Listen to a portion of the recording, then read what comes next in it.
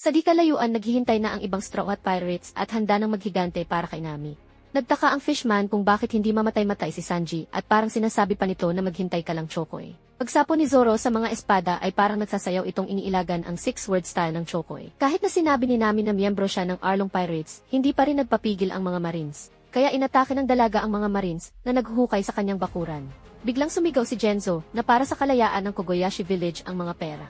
Napag-alaman ni Nami na alam na ng mga villagers ang kasunduan nila ni Arlong dahil chinismis ito ni Nojiko. Hindi nila ito sinabi sa dalaga para kung sakaling maisipan nitong umalis sa Arlong Pirates ay hindi niya maiisip na binigo niya ang Kogoyashi Village. Dumating si Nojiko at sinabing ang mga tao dito ay lumalaban para sa aming buhay dahil wala kaming maasahang tulong sa inyong mga Marines.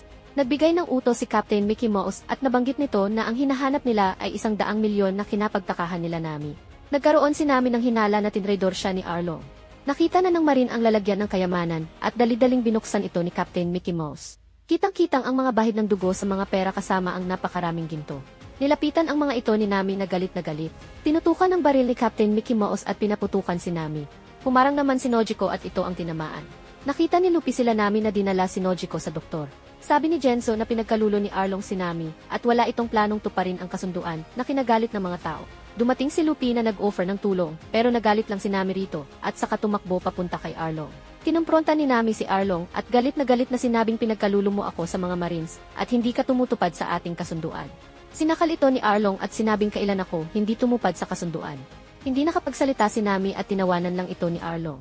Sabi ni Arlong na kung kinuha ng mga Marines ang pera mo ay mag-ipon ka na lang ulit at kung tatakasan mo ako papatayin ko ang mga villagers. Kaya walang nagawa si Nami kung hindi umiyak at saka umalis. Naghahanda na ang mga villagers na lumaban sa mga Chokoy, pero dumating si Nami at pinigilan sila, subalit niyakap lang ito ni Genzo, at sinabing palayain mo na ang iyong sarili sa pagpasan sa Kogoyashi Village, na sinang-ayunan ng mga tao. Nanutok na ng patalim si Nami para pigilan ang mga ito, pero desidido na ang mga tao at nag-umpisa ng lumuso. Paluhod na lang si Nami dahil sa galit at pinagsasaksak ang kanyang marka sa braso. Dumating si Luffy at pinigilan ang kaibigan. Nakita ni Nami si Luffy at pilit na tinataboy pero hindi umalis ang ating bida. Naalala ni Nami na kaibigan niya si Luffy kaya humingi ito ng tulong rito. Kinuha ni Luffy ang kanyang straw hat at sinuot kay Nami sabay sabing syempre naman. Sabay sinigaw ni Luffy magbabayad ka Arlong.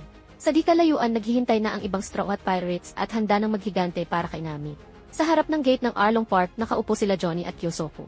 Pinipigilan ng mga tao sa pagpasok sa Arlong Park. Sinabi ng mga ito na sinubukan nilang ipaghigante si Nami, pero lumamang ng unti ang mga kalaban kaya sila ang napuruhan. Kaya maghintay na lang kayo at may 4 na lalaki na darating na lalaban sa mga Chokoy. Dumating na ang Straw Hat Pirate at nagtataka ang mga tao kung bakit sila magbubuhis ng kanilang mga buhay. Winasak ni Luffy ang malaking gate sa pamamagitan ng suntok. Nagulat ang mga fishman sa nangyari, habang si Luffy ay hinahanap si Arlong. Agad naman tumugon ang Chokoy, kaya naglakad palapit si Strawboy. Sinubukang pigilan ito ng 2 Chokoy, pero mainit ang ulo ng ating bida at pinag-umpog ang mga ito. Nang makalapit kay Arlong bumuelo ito at sinuntok si Arlong. Nagulat ang mga Chokoy at mga tao sa nasaksihan. Sinabi ni Luffy na para iyan sa pagpapaiyak mo kay Nami. Sumugod ang mga fishman pero ginamitan ito ni Sanji ng multiple kick. Tumilapon ang mga fishman at sinabi kay Luffy na wag mo suluhin ang aksyon. Lumapit ang ibang miyembro ng Straw Hat at nakilala ng mga fishman si Zoro at si Usopp na inakalang pinatay ni Nami. Sabi nila Johnny at Yuzoko sa mga tao na pinaiyak nila si Nami kaya sinusugal nila ang kanilang mga buhay. Pinagtawanan sila ni Arlong nang malamang ina-arbor nila ang navigator. Kaya nagtawag ng backup si Hachi at dumating ang Sikaw na mukhang kinawawa. Pero nang makita nito sila Sanji, agad itong umatras, subalit tuso si Arlong at pinagbanta ang papatayin ang kapatid ng Sikaw. Kaya napilitang umatake ang Sea Monster. Ginamit ni Luffy ang kanyang pinwheel technique at pinaikot ang katawan, saka nito hinawakan ang Sikaw at pinaikot-ikot sa paligid. Kaya humampas ito sa mga fishman at saka binato ang kawawang Sikaw sa malayo. Pinatatayo ni Luffy si Arlong. Sagot ni Arlong na yun na nga ang plano ko pero iniisip ko lang kung paano kita pipira-pirasuhin. Na-realize ni Luffy na hindi siya makaalis sa pagkakastak ng kanyang paa sa simento. Umatake si Hachi ng kanyang ink splash. Dahil sa hindi makagalaw si Luffy kaya hindi niya naiwasan ang atake. Kinuha ni Hachi ang pader at pinalo kay Luffy. Pero sinipa ito ni Sanji at nahati sa gitna. Sabay sabi ng what an idiot mali ata ang napili nating captain. Sumang-ayon naman si Zoro rito. Habang tinutulungan ni Usopp si Luffy ay umakmang atake si Hachi. Pinigilan ito ni Zoro. Pero binaling ng pugita ang kanyang galit sa swordsman dahil pinatay nito ang kanyang kalahi. Aksidenteng nabitawan ni Usopp si Luffy at tumalsik ito sa isang Chokoy. Nagalit ang fishman at hinabol si Usopp. Tumakbo naman ang duwag na si Usopp at nang makalayo inatake niya ito ng kanyang flame star. Nag-init ang ulo ng Chokoy at dali-daling hinabol si Usopp. Tumayo si Arlong at lumakad papalapit kay Luffy. Sinuntok ito ni Luffy pero walang hirap nitong inilagan ang suntok. Sa kanito hinawakan ang kamay ni Luffy at hinukay ang simento. Inangat nito ang ating bida kaya sinuntok siya ni Luffy. Kinagat ng Chokoy ang ating bida kaya gumanti ng kagat si Luffy at napasigaw sa sakit si Arlong kaya hinagis niya ito sa dagat. Talo na si Sanji sa dagat nang pinigilan siya ni Zoro dahil malaki ang advantage ng mga fishman sa underwater fight. Kaya minungkahin nito na tapusin agad ang laban sa mga fishman tapos iligtas si Luffy. Sumugod na sila Zoro at Sanji dahil naghahabol sila sa oras. Habang si Luffy ay pinipigilan ang kanyang hininga, umatake ng ink splash si Hachi at mabilis naman itong nailagan ni Zoro. Sabay gumanti ng counter-attack ang ating bida. Nagalit si Pugita sa naputol niyang buhok at sinabing hindi mo ako matatalo, may 6 na kamay ako. Umatake si Zoro at isip ni Hachi na sapuhin ang espada gamit ang 6 niyang kamay. Pero hindi niya ito nasapo kaya nahiwa siya sa face. Umatake ang Chokoy kay Sanji pero agad niya itong naiwasan at saka ito nagpakita ng kicking skill. Samantalang si Zoro ay gusto nang tapusin ang laban pero gumamit ng delaying tactics ang Pugita. Si Genzo at si Nojiko naman ay nag-decide na sagipin si Luffy. Umakyat si Hachi sa haligi ng Arlong Park at nakipagkwentuhan muna kay Zoro pampalipas ng oras. Hindi pa nakaka-recover si Zoro sa natamo nitong sugat mula sa laban kay Mihawk kaya nag-alala si Sanji ng mahilo ito. Kinuha ni Hachi ang kanyang espada at saka pinagmalaki na ito ay 6-word style user.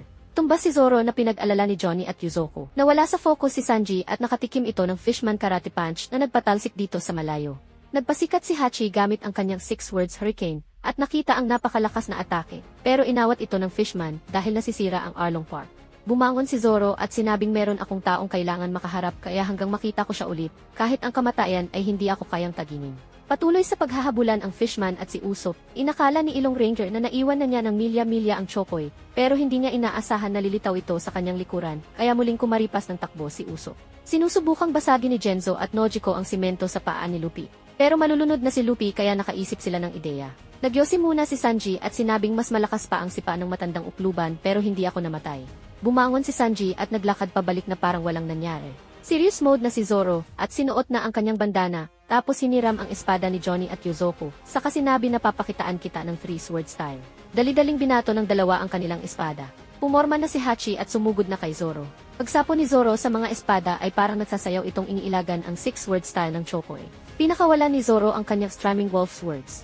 Nasugatan si Hachi ng ilang beses sa atake. Napabilib ang lahat sa sword skills ng ating bida at sinabing ito ay perfect sword style.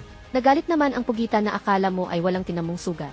Kaya sumugod ito gamit ang kanyang octopus pop stance, kaya bumukas ang depensa ni Zoro, sa kanya sinundan ng body slam na nagpalipad kay Zoro sa ere. Tapos nilabas ang kanyang streaming wolf swords habang pabagsak si Zoro. Pero sinabayan din siya ng atake ng ating bida, kaya nagkasugat-sugat ang kamay ng Pugita na kina-high blood nito.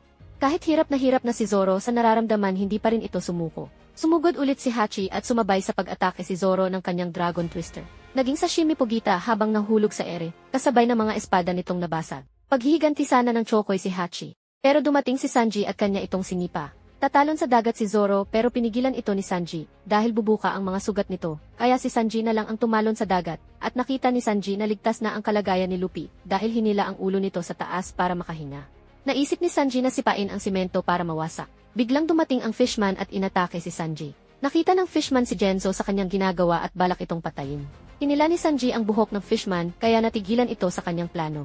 Gamit ang buhok hinila ng Chokoy ang kusinero at habang papalapit sinipa ni Sanji ang Fishman pero nailagan ito dahil mahina ang sipa ng ating bida sa ilalim ng dagat. Nagumpisa ng umatake ng Fishman Karate ang Chokoy at hirap ang ating bida na depensahan ang kanyang sarili kaya ito ay nagulpi. Hindi tumigil sa paulit-ulit na pag-atake ang Chokoy sa ating bida hanggang ito ay tumalsik sa malayo. Sinubukang umahon ni Sanji sa dagat para makakuha ng hangin pero hinarangan ito ng Fishman. Kaya naubusan na ng hangin si Sanji nang mag-umpisang laitin ng Chokoy si Nami, bagay na hindi ito nagustuhan ni Loverboy, kaya muli itong nabuhayan ng loob at tinignan ng masama ang Chokoy. Niyakap ng Fishman si Sanji at sumisid ng mabilis pa ilalim ng dagat. Parang napitpit ang katawan ni Sanji dahil sa mabilis ang pagbigat ng pressure. Nagtaka ang Fishman kung bakit hindi mamatay-matay si Sanji at parang sinasabi pa nito na maghintay ka lang Chokoy. Binuhat ng Fishman si Sanji pataas para ulitin ang ginawa. Dahil malaki ang kaalaman ni Sanji sa mga seafoods, naisip nitong hipan ang gills ng Fishman para masuffocate. Tagumpay si Sanji sa ginawa at makaahon sa dagat para makahinga ng hangin. Galit na pinaahon ni Sanji ang Chokoy para labanan kung saan ito nakakahinga. Umahon ang Fishman at nagmamalaki na kaya nitong lumaban nasa tubig man o lupa. Biglang sinipa ni Sanji ang Fishman sa didil nito. Paulit-ulit itong sinipa ni Sanji dahil sa mga masasamang sinabi nito kay Nami. Walang magawa ang Fishman sa bilis at lakas ng pag-atake ng ating bida. Tumalon si Sanji sa air at binigay ang kanyang final blow na ultimate flying kick. Tumilapon ang fishman habang binubutas ang pader ng Arlong Park. Sleep time na ang dalawang fishman kaya tumayo si Arlong at galit na galit. Pinaliwanag ni Sanji kay Zoro ang sitwasyon ni Luffy. Sinabi nito na kailangan niyang bumalik sa ilalim para wasakin ang simento sa paa ni Luffy. Nakabulagta sa lupa si Usopp na mukhang nagulpi ng fishman. Nag-decide nang umalis ang fishman. Nagpapanggap lang pala si Usopp na patay dahil sinumpong ito ng kaduwagan. Hanggang realize nito na lumalaban ang lahat para maligtas si Nami. Kaya nagdesisyon na ito na harapin ang fishman ng may tapang. Tinawag nito ang Chokoy at binunot ang kanyang ultimate weapon. Nakipagsabayan si Ilong Ranger sa fishman pero nakatanggap siya ng malakas na suntok. Nilapitan ng Chokoy ang ating bida at pinagtatadyakan. Pinalo ni Usopp ito ng kanyang Usopp Hammer at sa kanilin lang. Hit ang fishman at pagmulat nito wala na si Usopp. Nagalit ito ng husto at tumaas ang presyon. Binato ito ni Ilong Ranger ng isang bote ng alkohol at tinirador ang bote para mabasag. Sa galit ng Chokoy ay sinipsip nito ang tubig sa taniman, pagkatapos ay ginamit niya ang squirt cannon na kumalbo sa kakahuyan. Sumunod na ginamit nito ay squirt machine gun. Nilapitan ng fishman si Usopp at balak batuhin ng malaking kahoy. Tinira ng ating bida ang Chokoy ng kanyang flaming star at ito ay nagliyab. Tumakbo sa tubig ang fishman pero hindi ito basta-basta hinayaan ni Ilong Ranger. Pinalo niya ito ng kanyang Usopp Hammer na nagpatilapon rito. Paulit-ulit niyang hinampas ito hanggang sa magkabukol-bukol. Pagbalik ng eksena kila Arlong namimilipit si Sanji, at walang malay si Zoro sa ginawang atake ni Arlong. Nagpatuloy sa paglaban si Sanji pero hindi niya maiwasan ang ginagawang pag-atake ng Chokoy. Bigla dumating si Nami at sinabi nito kay Arlong na nandito ako para patayin ka. The One Piece is real! To see more, just press the subscribe button to be notified by YouTube.